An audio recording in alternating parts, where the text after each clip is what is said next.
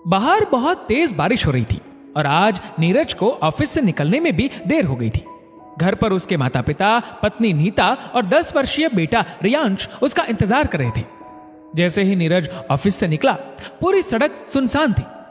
तभी रास्ते में सड़क किनारे उसने एक बच्चे को देखा जो कि भूख से तड़प रहा था और उसके पिता उसे पानी पिलाकर उसकी भूख शांत करने की कोशिश कर रहे थे। यह देखकर नीरज ने गाड़ी रोक ली। वैसे भी आजकल के माहौल में मजदूर लोग बेबस और लाचार हो गए हैं। ना ही वह काम कर पा रहे हैं और ना ही अपना और अपने बच्चों का पेट भर पा रहे हैं। नीरज ने उसके पिता से पूछा, क्या मैं आपकी कोई सहायता कर सकता हूं? वो व्यक्ति जोर जोर से रोने लगा। साहब, मैं क्या करूं? इस महामारी ने तो हमारा जीना दुश्वार कर दिया है। कहीं कोई काम दिखाई ही नहीं देता। हम ठहरे गरीब मजदूर लोग रोज अपना काम करते थे और रोज हमें जो अपने काम की दिहाड़ी मिलती थी उसी से हमारा जीवन यापन हो रहा था। आजकल सब काम रुक गया है और जो पैसे थे वह भी खत्म हो गए हैं। हालात ये हो गए हैं कि आज मेरा बेटा मेरे सामने भूख से बेहाल हो रहा है और मैं इतना मजबूर हो गया हूं कि उसे 2 वक्त का खाना भी नहीं खिला पा रहा। उसकी बातें सुनकर नीरज अंदर तक हिल गया। सच ही तो कह रहा था वह आदमी। नीरज को लगा कि कम से कम उसके पास नौकरी तो है और कंपनी उसे उसके काम के लिए सैलरी भी देती है, जिससे कि उसके घर परिवार का गुजारा आराम से हो जाता है। लेकिन इन बेचारे गरीब लोगों का क्या? कुछ खास सहायता भी इन्हें नहीं मिल पाती। आज के समय में हर कोई डरा हुआ है। तभी नीरज को याद आया कि उसकी पत्नी नीता उसके बैग में कुछ ना कुछ खाने का सामान जरूर रखती है, ताकि अगर उसे ऑफिस से आने में लेट हो जाए या कभी भूख लगे तो वह खा ले। फिर उसने बैग टटोला तो उसके बैग में एक सेब रखा हुआ था और आज ऑफिस में काम का लोड ज्यादा होने की वजह से वह खा भी नहीं पाया। उसने तुरंत सेब निकालकर बच्चे की तरफ हाथ बढ़ाया। बच्चे ने भी अपने पिता की ओर देखकर पिता की सहमति मिलने के बाद सेब ले लिया और जल्दी जल्दी खाने लगा। यह देखकर नीरज का हृदय व्यथित हो गया। उस मजदूर पिता ने नीरज को हाथ जोड़कर धन्यवाद कहा। फिर नीरज ने पर्स में से कुछ पैसे निकालकर कहा, आप ये पैसे रख लीजिए, आपके काम आएंगे। थोड़ा ना नुकर करने के बाद उस व्यक्ति ने पैसे रख लिए। आज जब नीरज घर जा रहा था तो उसे एक अजीब सा सुकून मिल रहा था कि उसने किसी जरूरतमंद की मदद की। पर बार बार उस बच्चे का चेहरा उसकी आंखों के आगे से नहीं जा रहा था। जैसे ही घर पहुंचा, घर वाले उसका खाने के लिए इंतजार कर रहे थे। ना धोकर फ्रेश होने के बाद नीरज खाने की टेबल पर गया। नीता ने खाना सर्व किया। तभी उसका बेटा रियांश जोर से चिल्लाया, मम्मा, आपने फिर से ये भिंडी की सब्जी और रोटी बना दी। मुझे ये सब बिल्कुल पसंद नहीं है। नीता ने भी गुस्से से कहा, अब हर रोज मैं तुम्हारे लिए चटपटा खाना नहीं बना सकती हूँ। दादा दादी की सेहत का भी ख्याल रखना पड़ता है और तुम खुद भी देखो, आजकल बाहर खेलने भी नहीं जा सकते हो, कोई फिजिकल एक्टिविटी भी नहीं हो रही है, इसलिए ज्यादा तला भुना खाना सेहत के लिए अच्छा नहीं है। रियांश इकलौता होने के कारण घर में सबका लाडला था।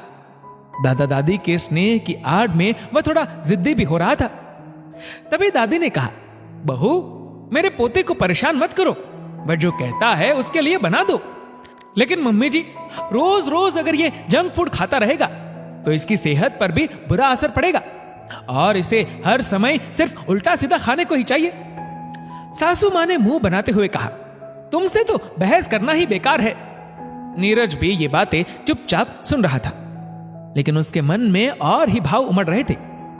रियांश ने खाने की प्लेट साइड में कर दी और जिद करने लगा कि आप मेरे लिए पास्ता बनाओ तो ही मैं खाना खाऊंगा, वरना मुझे ये सब फालतू का खाना नहीं खाना है।